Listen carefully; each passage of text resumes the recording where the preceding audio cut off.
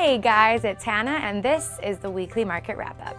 I want to remind you that you can email me at hannah@viralnetworking.com to give me your opinions about what's going on in the market. I look forward to reading them, so don't forget to email me. This week, global markets have been under pressure as speculation of U.S. military involvement in Syria continues. And conventional drivers are still weighing heavy on investor sentiment, such as Fed tapering rumors.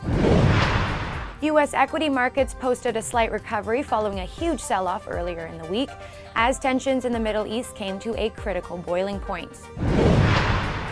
The specter of U.S. military intervention in Syria knocked the Dow Jones off its key psychological support level of 15,000 points on Monday, while the benchmark S&P 500 also took heavy losses, with both indices now trading below their 50-day moving average. This is a key technical marker that all professional traders will have their eyes on. Thursday's price action bucked the downward trend as most recent reports indicated that the U.S. economy grew at a 2.5% annual rate from April through to June. This is a much faster than previously estimated due to higher exports and declining imports. The Labor Department also indicated that those seeking unemployment benefits last week fell to 331,000. This is the lowest in 5 years, so we are very happy to report that. Let's turn now to currencies and see how global tensions muted global currency action this week. The U.S. dollar index traded in a very tight consolidation pattern as a potential military strike against Syria kept a tight lid on the greenback. With today's better-than-expected economic data, however, the dollar shot past the consolidation and began challenging the 82 level, so not too bad. Things got a little bit more exciting for the dollar-yen pair this week. The stronger dollar applied pressure on the yen as well as the Japanese market, which pulled back amidst global tension and the fear of tapering. However, the pair ended up making a small recovery later in the week and is back above 98. The euro-dollar was also in a tight consolidation pattern for much of this week, but the release of positive U.S. economic data drove the pair down off the 133 level, with the current posture looking technically bearish. Now it's time for winners and losers and our picks for this week. The winner for this week is Vodafone, ticker symbol VOD. Share prices jumped up 8% this week. According to the Wall Street Journal, this UK-based telecommunications company is in talks with Verizon about possibly selling its 45% stake in Verizon Wireless, which would be an impact of more than $100 billion.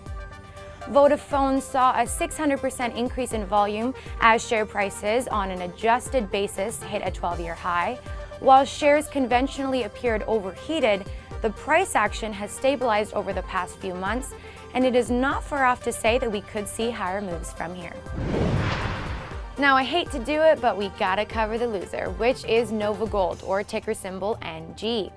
Despite a robust recovery in the underlying precious metal spot market, Nova Gold shares plummeted over 12% for the week. This was mostly due to rising concerns regarding excessive costs for a key mining project within the company.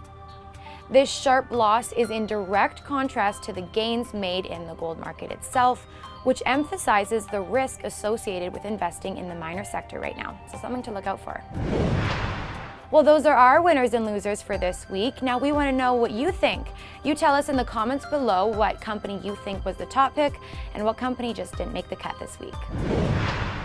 Finally, let's finish up with precious metals. The bullion market continued to move upward this week, although fears regarding Syria did not end up being a huge catalyst, as bullishness was rather muted.